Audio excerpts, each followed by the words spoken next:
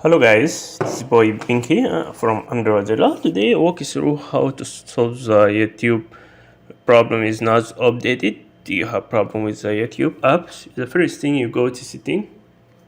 From setting you go to apps and go to manage apps.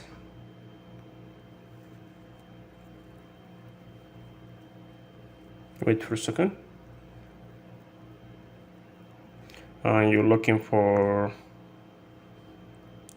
YouTube app.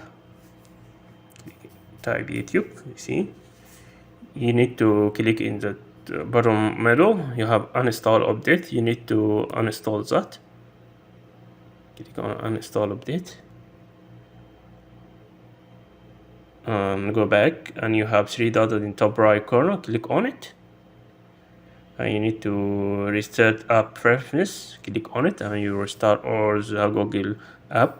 And you finally you go to Play Store and you see you have YouTube.